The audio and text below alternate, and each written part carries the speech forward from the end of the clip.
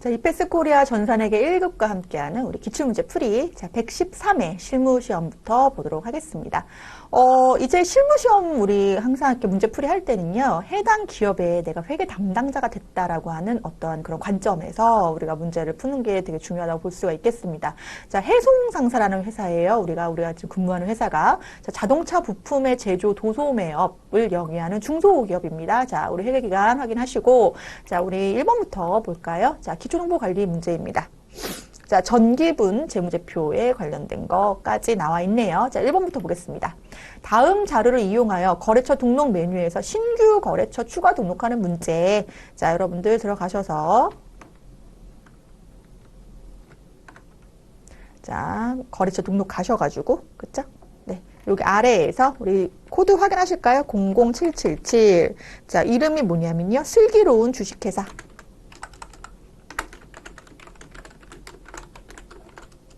자, 이렇게. 그리고 우리 동시로 입력을 할까요? 유형 동시로 나와 있고요. 사업자 등록번호 25381135578. 자, 대표자 성명은 김슬기.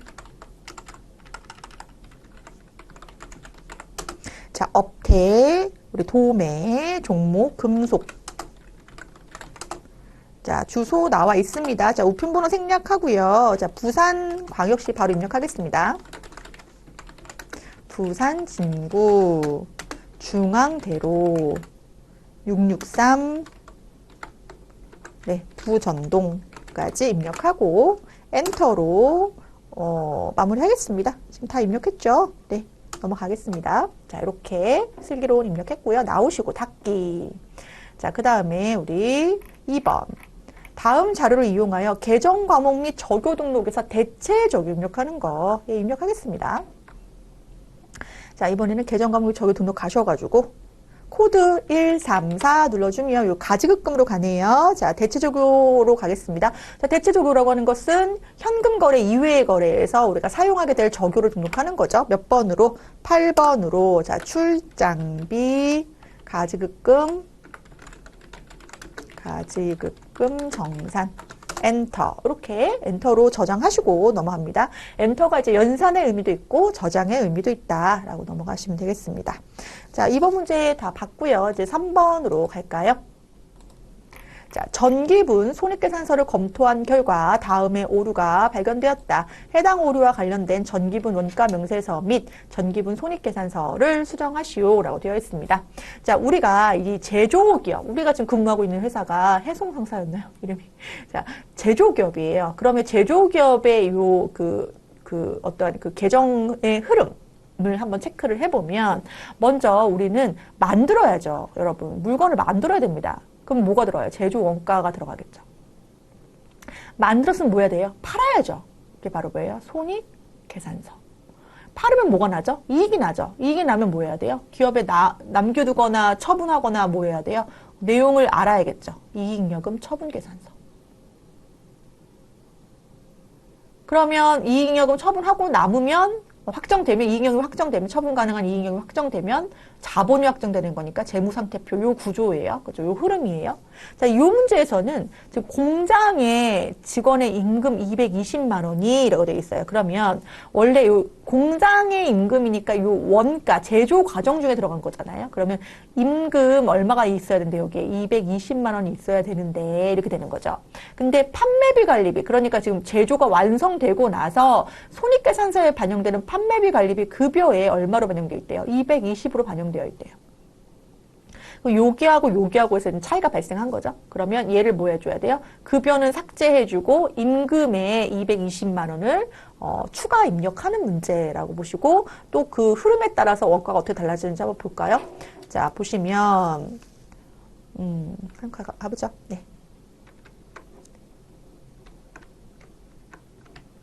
네, 자, X하고 자, 먼저 우리 원가 명세서 가셔가지고 여기 임금에다가 220만 원을 추가하겠습니다. 여기 임금이 지금 얼마 잡혀 있는데요? 4,500이 잡혀 있는데 220을 추가하니까 얼마가 됩니까? 4,720. 자, 엔터 치면 뭐가 바뀝니까? 요 단기 제품 제조 원가가 바뀝니다. 왜냐하면 지금 220 때문에 단기 제품 제조 원가가 더 커졌죠. 그럼 요 금액이 얼마입니까? 400, 780, 000. 요 금액을 적어 놓으시고 요게 어디로 가는지 볼까요? 자, 나오셔서 그 다음에 어디로 간다고요? 손익계산서 가야 돼요. 손익계산서.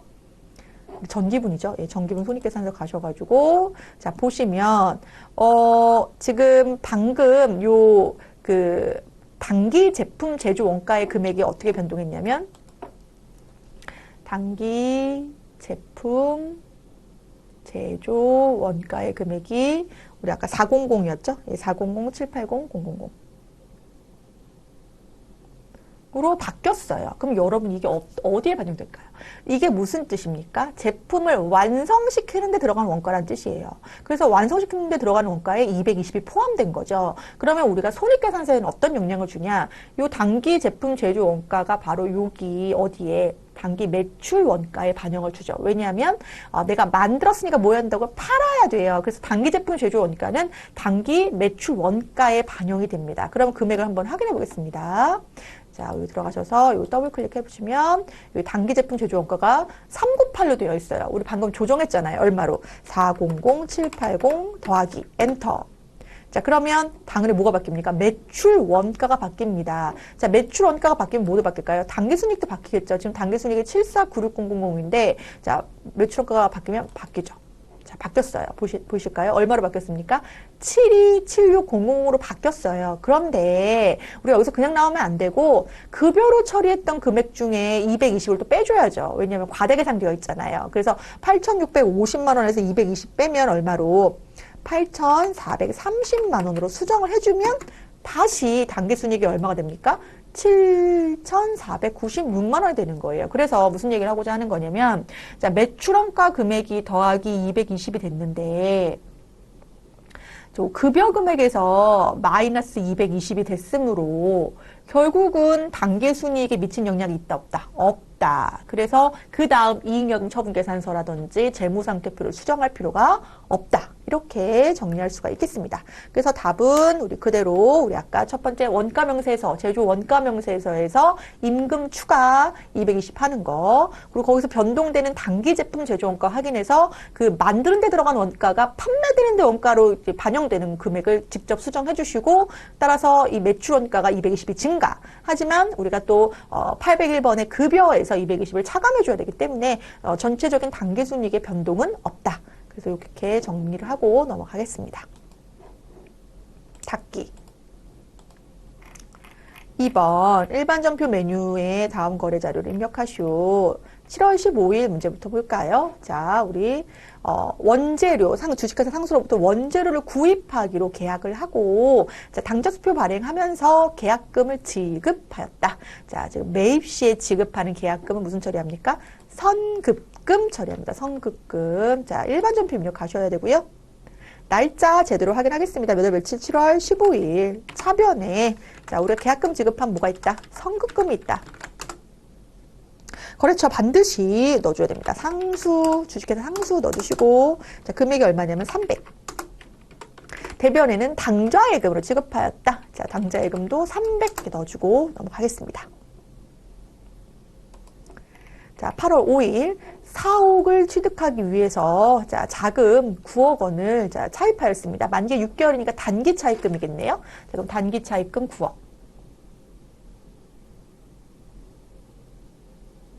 자, 그런데 이걸 우리은행부터 차입했죠. 우리은행 넣어줘야 되죠. 자, 그런데 선이자를 3,600 빼고 보통 예금 받았대요. 그러면 선이자를 어떻게 처리할까? 우리 이자 비용 처리할 수도 있겠죠. 그런데 뭐라고 되어 있습니까? 단 선이자 입금액을 선급 비용 처리하시오. 그러면 선급 비용 처리하는 거와 이자 비용 처리하는 거의 차이를 한번 정리해 볼까요, 여러분? 이자 비용 처리한다는 것은 단기 비용 처리한다는 뜻. 선급 비용 처리하는 것은 차기의 비용을 내가 미리 지급했다는 처리를 한다는 뜻. 차기 비용이기 때문에 단기에는 뭐가 된다? 자산이 된다. 개념. 그래서 자산 처리하시오. 그러면 선급 비용 이렇게 처리하면 되겠네요. 그래서 요거는 여러분들 우리 여기다가 우리가 계산할 필요가 없죠. 입력하면서 바로바로 계산이 가능하겠습니다. 자, 그러면 우리 입력해 볼까요? 날짜 확인하시고 몇 월 며칠입니까? 8월 5일로 가셔서 대변에 단기 차입금. 우리 아까 은행이 어디 은행이었습니까? 우리은행 넣어주셔야 되고, 자, 9억 넣어주시고, 차변에 우리 선급 비용이라고 하는, 차기의 비용인데, 단기에 지급한 단기 시점에 자산 처리하는 거 얼마였습니까? 3,600.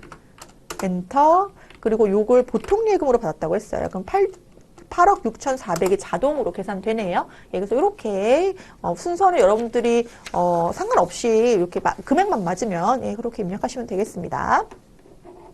자, 넘어가겠습니다. 이번에는 9월 10일 창고 임차 보증금. 자, 임차라고 하는 것은 우리가 이제 임차인, 그러니까 빌리는 입장에서 보증금을 지금 1,000만 원인 거죠. 예, 1,000만 원을 우리가 돌려받은 문제예요. 예. 자, 한번 볼까요? 자, 창고 임차 보증금 1,000만 원을 중에서, 1,000만 원 중에서, 자, 미지급금으로 계상되어 있는 작년분 창고 임차료 100만 원을 차감하고, 나머지 임차 보증금만 보통 예금을 받았다라고 되어 있는데, 이게 무슨 얘기입니까? 그러니까 우리가 이제 창고를 하나 얻은 거예요. 보증금 얼마짜리에? 1,000만 원짜리에. 그리고 임차료 매월 얼마 주기로 하고, 임차료는? 100만 원 주기로 하고 얻은 거예요. 그럼 매월 임차료를 주겠죠. 그런데 작년에 한 번 못 줬어요. 임차료 얼마? 100만 원 쓰면서 못 줬으니까 뭐로 처리했다는 거예요? 미지급 금으로 돼 있대요. 미지급 금으로 얼마 전화했대요? 100만 원 처리해놨대요. 못 줬으니까. 그런데 이제 계약이 종료돼서 보증금 받는 거죠. 자, 얼마 받아야 돼요? 1,000만 원 받아야죠. 그럼 보통 예금 1,000만 원 받아야 되는데 못 빼고 받았대요. 요 100만 원 빼고 받았대요. 그럼 미지급금 이렇게 되는 거죠. 금 100만 원. 그럼 보통 예금 얼마만 들어오고 900만 들어오고 보증금은 무슨 보증금? 임차 보증금의 감소 처리. 임차 보증금은 우리가 뭐예요? 차변에 있던 거죠. 그런데 이제 받았으니까 회수했으니까 1,000만 원 회수 처리. 여기에 우리가 주식회사 대운이라고 하는 거래처 코드까지 넣어주도록 하겠습니다. 차근차근 입력해 볼까요? 자, 날짜 9월 10일로 가셔서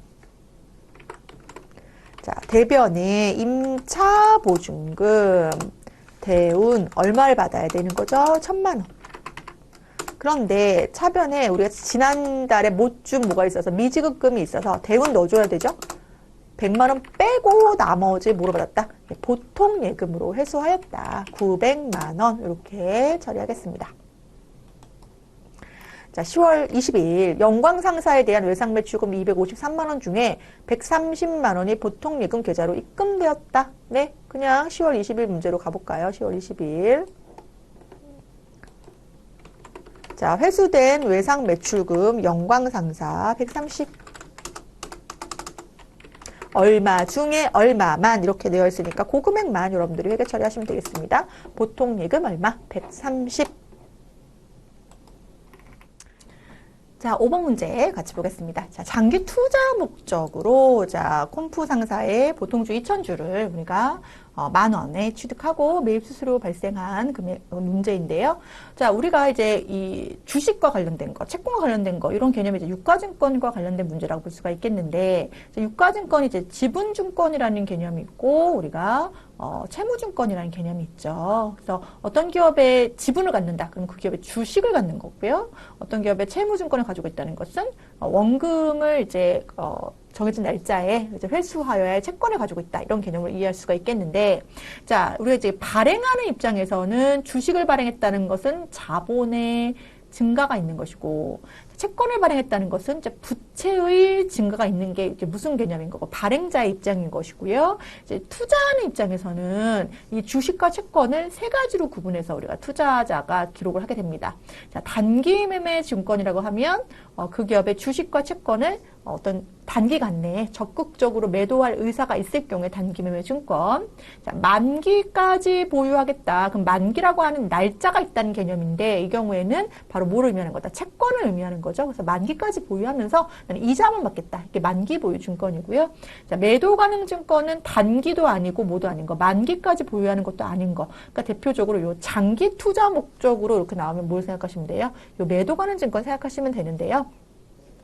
우리 단기 매매 증권하고 매도하는 증권의 이제 취득 시의 분계가 달라지죠. 예를 들어서 이 문제가 단기 매매 증권 문제로 나왔다면, 자, 2,000주 곱하기 10,000원, 이건 똑같죠. 공정가액으로 보는 거. 요 액면가액은 투자할 땐 중요하지 않고 발행할 땐 중요하죠. 투자할 땐 중요하지 않습니다. 자, 즉 여기에서 만약에 내가 이걸 단기 투자로 볼 것이냐, 장기 투자로 볼 것이냐에 따라서 회계가 달라지는데, 단기 투자로 본다고 하면 2,000주 곱하기 10,000원에서 얼마? 2천만 원에다가 여기서 뭐가 발생했냐면 매입 수수료 24만 원이 발생했거든요. 그런데 이 24만 원을 따로 무슨 처리합니까? 수수료 비용 처리예요. 그렇죠? 자산에 취득하는데 수수료 비용을 따로 처리하는 건 거의 요 단기매매 증권이 유일하다. 유일.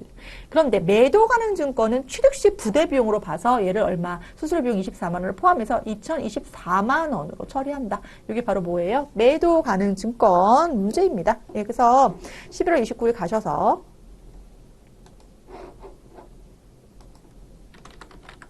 차변에 매도 가능 증권 눌러주시고요. 여기서 매도 가능 증권은 178번.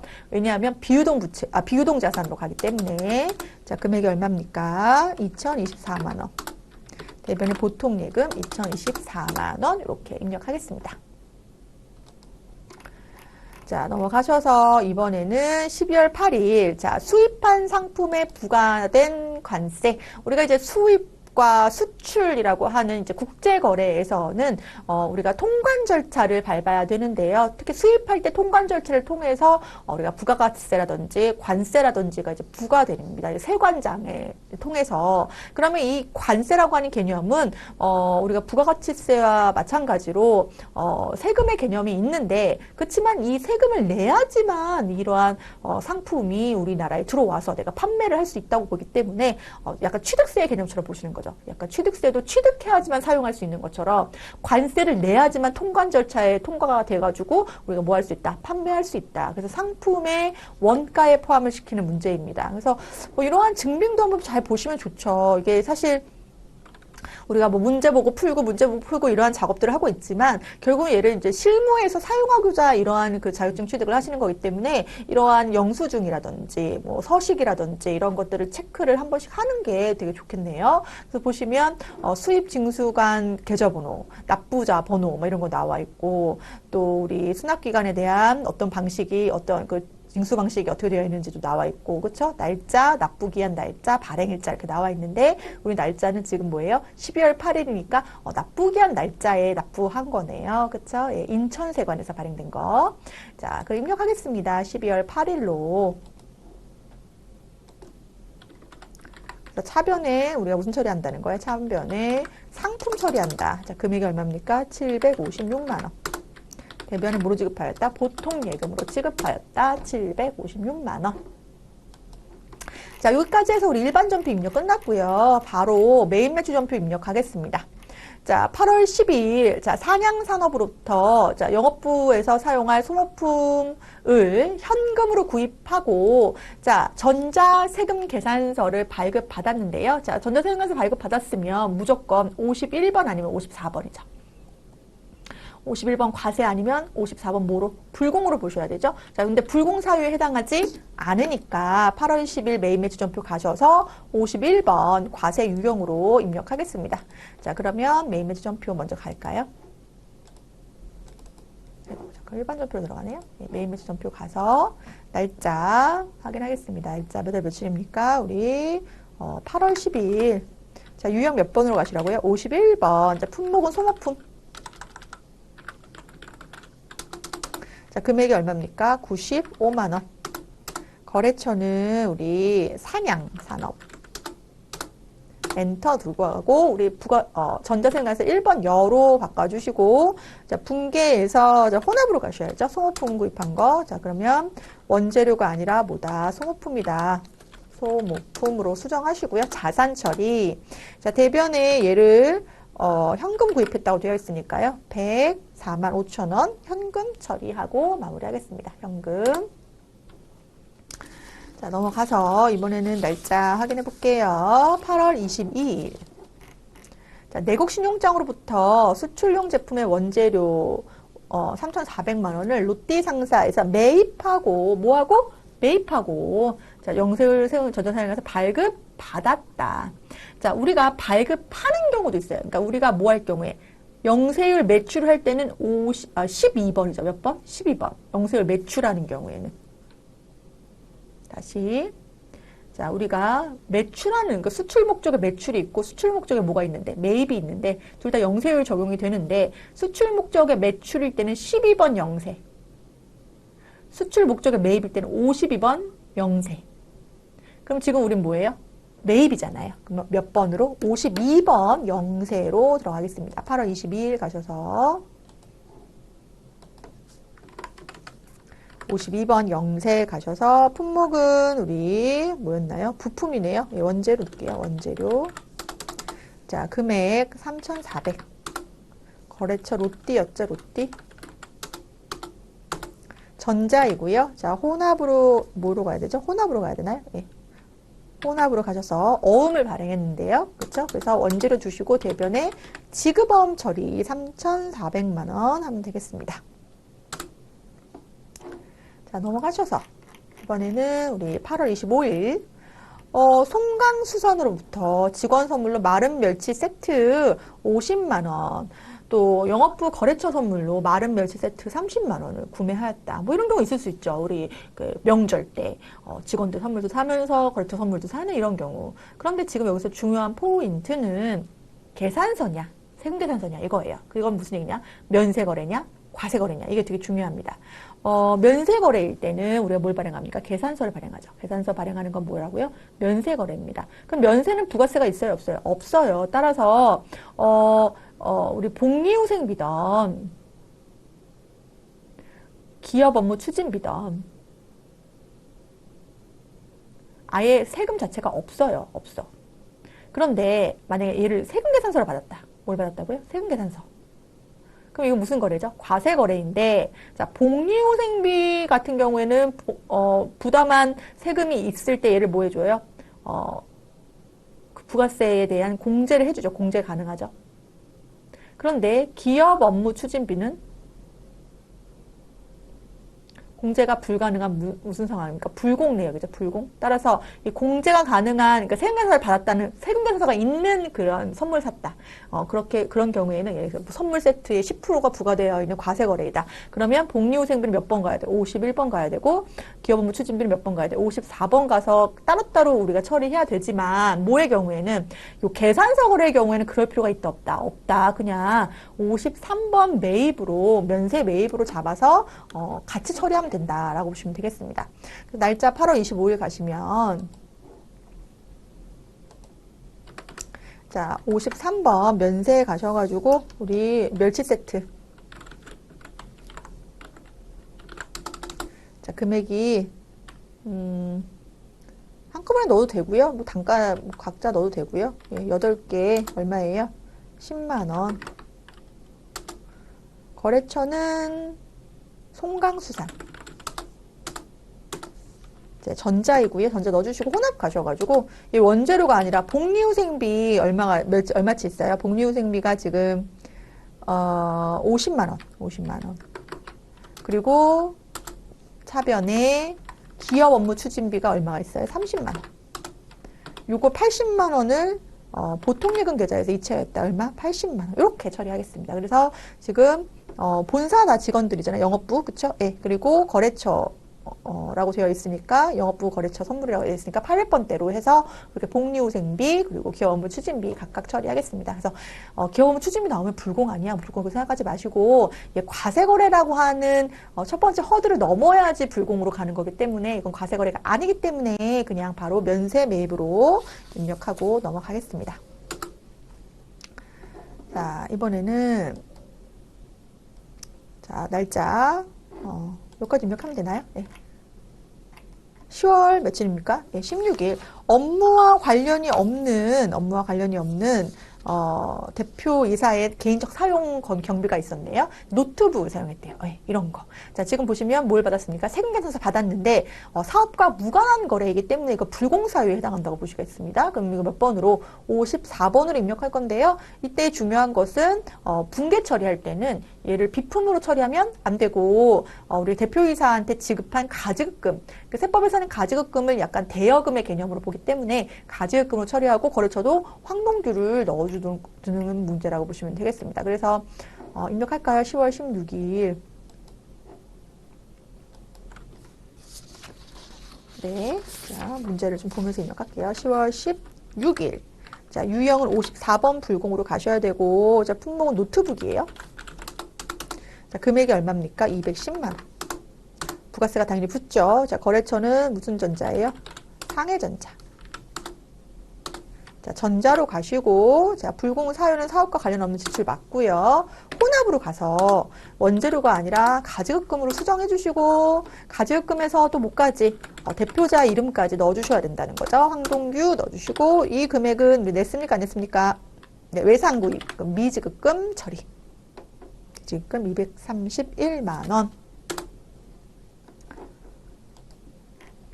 자, 이번에는 11월 4일. 자, 개인 소비자에게 77만 원 부가세 과세 거래예요. 대금은 기문을 신한카드로 수취하였다. 결제 대금은 우리 외상매출금 처리할 것. 이 카드 결제 대금인데 개인이건 뭐건 증빙 발행한 게 카드인 과세 거래이잖아요. 그러면 우리가 17번 카과로 들어가겠습니다. 자, 11월 4일 보면 날짜. 자, 17번 카과. 자, 우리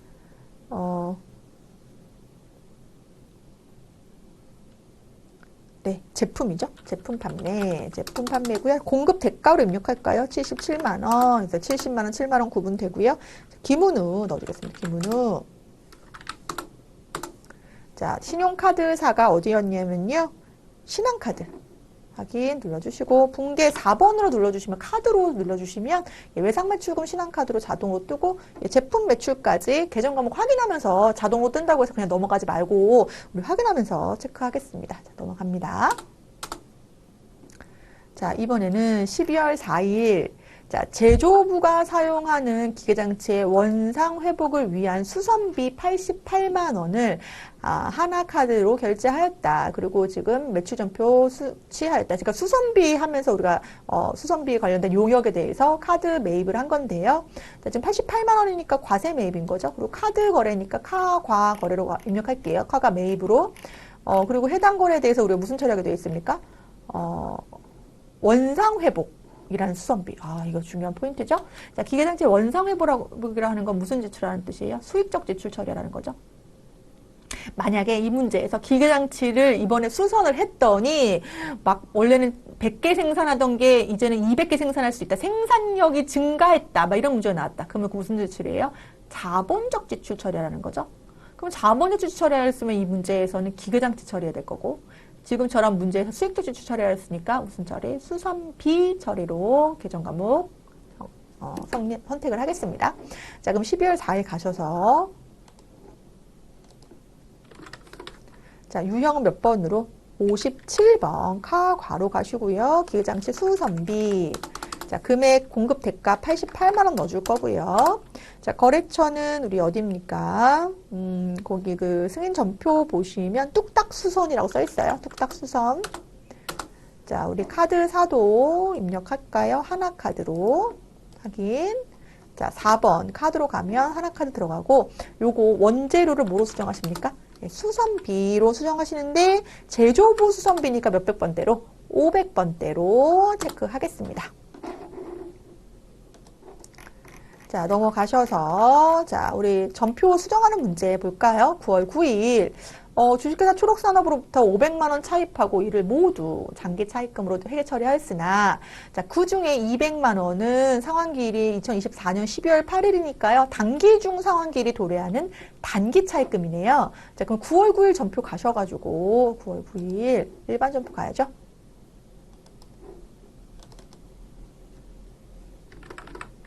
자, 여기 가서 장기 차입금 중에 해당되는 단기 차입금 차감하겠습니다.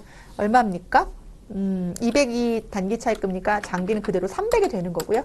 여기서 추가로 뭐 단기 차입금만 넣어줄까요? 단기 차입금 추가로 얼마? 200만 원을 넣어주는 문제. 이렇게 마무리하겠습니다. 자, 그 다음에 우리 10월 15일 바로 카센터에서 영업부에 영업용 화물 차량을 점검 및 수리하고 차량 유지비 25만 원, 부가세 별도 현금으로 지급하였으며 전자세금관세를 발급받았다. 그러나 회계 담당 실수로 일반 전표 입력했다. 이게 무슨 차이가 있습니까? 여러분 메인 매출 전표에 입력했다는 건 부가세 신고에 반영하겠다는 거예요. 그러면 지금 문제에서 차량 유지비 25만 원을 내가 지급하면서 2만 5천 원의 부가세를 별도로 내가 지급한 내역이 있는데 이걸 일반 전표에 입력해 놓으면 나중에 이 2만 5천 원을 환급받을 수가 없겠다. 이렇게 보시면 되겠습니다. 그래서 10월 15일 가셔서 메인 매출 전표에 추가 입력하고 일반 전표에서 얘를 뭐 해야 돼요? 삭제해야죠. 10월 15일 가셔서 요거는 뭐하고? 삭제하고 800번대 차량 유지비는 삭제하시고 어디 가셔서? 메인 매출 전표로 가셔서 날짜 몇월 며칠? 10월 15일 자 우리가 매입 세금계산서 받았으니까 51번 자 그리고 영업부 화물 차량의 수리비 차량 수리비 자 금액 넣어줄까요? 얼마입니까? 25만 원 자, 거래처 코드는 바로 카센터. 바로. 자, 전자세금계산서 받았고요. 자, 혼합으로 가셔가지고 얘를 영업부 영업용 차량이에요. 그러면 수선비를 차량 유지비죠. 예. 차량 뭐 실무에서 틀렸다고 할 수는 없지만 어쨌든 우리는 명확하게 차량과 관련된 금액이니까 차량 유지비는 우리 몇백 번대로 800번대로 처리하시고 대변에 해당 금액을 현금으로 지급하였다라고 처리하겠습니다. 27만 5천 원. 그래서 이 부가세 대입금을 어디에 반영하게끔 부가세 신고서에 반영하게끔 우리가 체크하고 넘어가겠습니다. 이제 메인 매출 전표는 닫기 눌러주시고 자, 일반 전표 입력에서 우리가 또 12월 31일 우리 수동결산 문제 보겠습니다. 자, 결산 정리 사항은 다음과 같다. 결산을 완료하시오. 자, 결산일 현재 외상매입금 잔액이 자, 미국에 있는 노보노사 원재료 공급처 원재료 5,500달러를 외상으로 매입하고 미지급한 잔액 2,000달러가 포함되어 있다.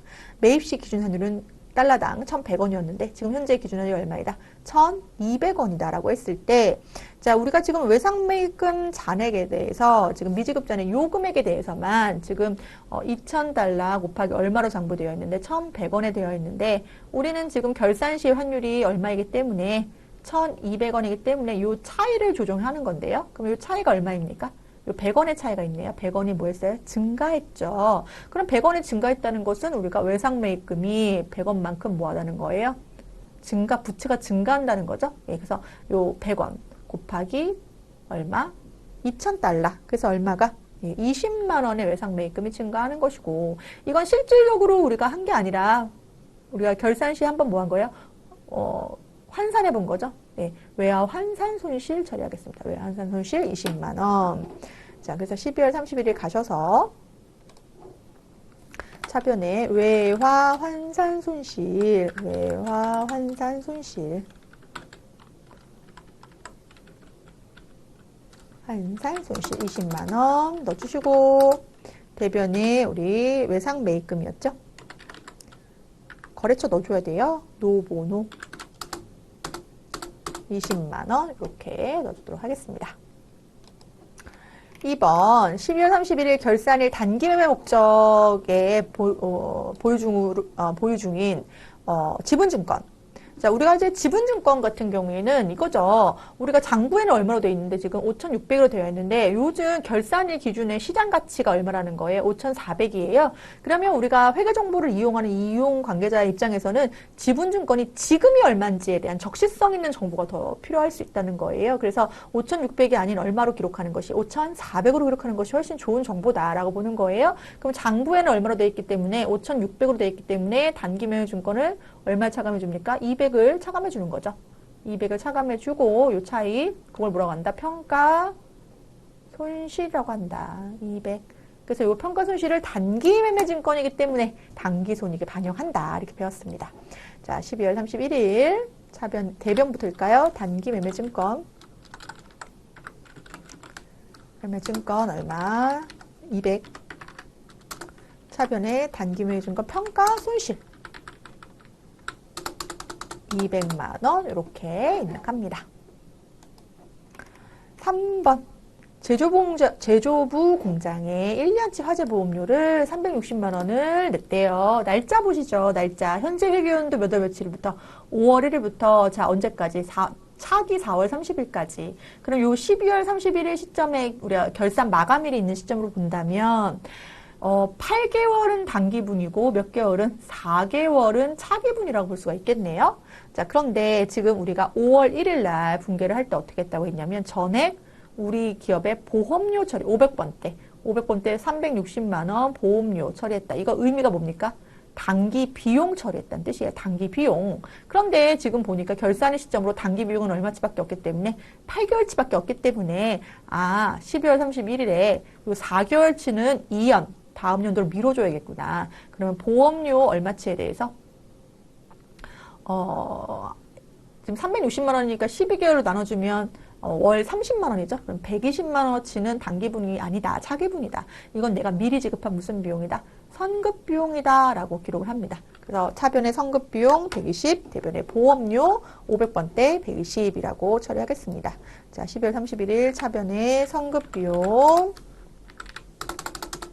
120, 대변의 보험료 500번 때 120만 원 처리하면서 아까 그럼 360은 보험료 처리되어 있는데 120만 원 이렇게 취소해 주니까 단기 보험료로 계상되는 금액은 240만 원 되겠죠. 240. 자, 그럼 여기까지가 이제 결산 문제예요. 그러니까 여기서는 이제 자동 결산 문제가 없는 건데요. 물론 시험에서는 여기까지 하고 끝나면 됩니다. 끝나면 되지만 이제 실무에서는 요거를 어떻게 해줘야 돼요? 그래도 결산자료 입력 가야죠. 재고가 없다고 하더라도 이게 0원이라고 하더라도 결산자료 입력 가셔가지고 뭐예요? 결산 추가, 정표 추가를 해줘요. 전표 추가. 그러니까 시험 볼 때는 전표 추가 안 하고 나와도 되죠. 여기까지만 하는 걸로 지금 답안도 나와 있기 때문에 여기 예비 절차 끝나는 거죠. 그리고 본 절차는 우리가 이렇게 재무제표를 하나씩 들어가서 확인하는 절차까지 하는 게 결산이다. 그래서 시험 볼 때는 예비 절차까지만 보는데 예비 절차에서 이렇게 수동 결산 문제만 나온 경우도 있지만 사실은 자동 결산까지 들어가서 한번 전부 추가를 해주는 게 맞다라는 것까지 부연 설명드리고요. 자, 장부 조회하는 문제 보겠습니다. 1번. 2024년 1기 부가가치세 확정신고 4월부터 6월에 자 뭐라고 돼 있대요? 예정신고 누락분이 있대요. 이게 무슨 얘기입니까? 이거죠. 우리가 보통 회계기간이 무조건 과세기간이 1기하고 2기 6개월 단위예요. 일반 과세자는 몇 개월 단위라고요? 6개월 단위입니다. 그런데 요거를 또 3개월 나누죠. 그래서 예정 확정인데요. 1월부터 3월 31일, 4월 1일부터 6월 30일 이렇게 되는 거죠. 요때 신고한 거면 요때 신고 안 해도 되는데 만약에 요때 신고 안 한 게 있다. 그럼 어때 신고해야 돼? 요때 신고해야 돼요. 확정 때 신고해야 되고 또 가산세도 내야 돼요. 지연 제출 가산세 뭐 이런 것도 내야 되기 때문에 어쨌든 예정신고 때 하는 게 맞는데 못했다? 그럼 예정신고 누락분으로 확정 때 신고하는 게 맞다라는 거예요. 그게 이제 부가세 신고서에 보면 그 명세가 나와 있는데 내용을 보겠습니다. 날짜를 들어가 보셔야 돼요. 어디로? 부가세 신고서로. 우리 부가세 신고서가 여기로 가야죠. 네. 자, 가셔서 날짜를 확정 신고대로 가야 돼요. 6월 30일 가셔서 보면 자, 지금 예정 신고분이 반영이 되어 있습니다. 이제 전표 처리할 때 반영해 놓은 거죠. 자, 지금 보시면 여기 7번에 있는 금액도 있고 몇 번에 있는 금액도 있어요. 12번에 있는 금액도 있는데요. 이 7번에 있는 건 내가 매출분의 누락, 예정 신고 누락분. 그리고 12번에 있는 거는 매입에 대한 누락분이라고 보시면 되는 거고 해당 문제에서는 매출에 대한 누락분이니까 510만 원 그리고 매출세액은 얼마? 30만 원 각각 기록하시면 됩니다. 510만 원, 30만 원 이렇게 기록하시면 되고요. 나오셔서 자 2번 자 제조원가 항목 몇 월부터 몇 월? 4월부터 6월 우리가 1분기, 2분기, 3분기, 4분기 이렇게 얘기하잖아요. 아까 우리가 과세기간 봤을 때 예정 확정 그 개념이 3개월 단위로 나뉜다고 보시면 되는데 이때 제조원가 항목의 복리후생비 지출액이 가장 많은 월 뭐가 가장 많은 월 한 번에 이렇게 비교할 수 있는 거 우리 총계정 원장 가볼까요? 총계정 원장 가셔서 우리 총계정 원장 가셔서 몇 월부터 몇 월이? 월별로 볼까요? 월별. 2월 1일부터 2분기간죠. 2분기. 4월 1일부터 6월 30일. 자, 개정 과목은 우리의 복리후생비인데요. 제조 원가니까 500번대 복리후생비. 여러분들 이거 누르셔서 보셔도 되죠? 500번대 복리후생비. 예, 그래서 복리후생비만 보겠습니다. 자, 그러면 여기 4, 5, 6 뜨네요. 예. 그래서 지금 문제가 가장 많이 발생한 월. 그러면 우리 4월이고요. 금액은 얼마입니까? 41만 6천 원. 이렇게 기록하겠습니다. 41만 6천 원. 자, 마지막 문제. 자, 4월 말 현재 미지급 잔액금 잔액이 가장 큰 거래처명과 그 금액은 얼마인가 라고 되어 있는데요. 가장 큰 거래처. 자, 그러면 우리 나오셔서 이거는 계정별 그 거래처 원장을 가셔야죠. 거래처 원장 가셔서 거래처 원장 가셔도 돼요. 가셔서 날짜를 4월 말 현재니까 1월 1일부터 4월 30일. 계정 과목은 미지급금만 볼게요. 미지급금. 거래처는 엔터. 예, 이렇게 보면 미지급금 잔액이 있는 거래처가 다 뜨는데, 자, 우리가 궁금한 것은 미지급금 잔액이 가장 큰 거래처니까 이 잔액을 보시면 되죠. 얼마입니까? 세경상사의 5천만 원이 가장 크다. 그래서 세경상사 쓰시고 5천만 원 이렇게 입력하시면 주관식 문제도 마무리가 되겠습니다. 자, 여기까지 하셔서 우리 지금 113회 전산회계 1급 실무문제 마무리까지 다 풀어봤는데요. 자, 70점이라고 하는 우리가 배분이 많은 이러한 실무 문제 풀 때 여러분들이 꼼꼼하게 우리 계정 과목이 어떤 코드가 어떻게 되어 있는지까지 확인하시면서 입력하는, 또 숫자도 입력할 때도 은근히 그런 소소한 실수가 있을 수 있으니까 예, 그런 거 체크하시면서 우리 마무리하겠습니다. 예, 여기서 113회 우리 실무 문제 마무리합니다. 수고하셨습니다.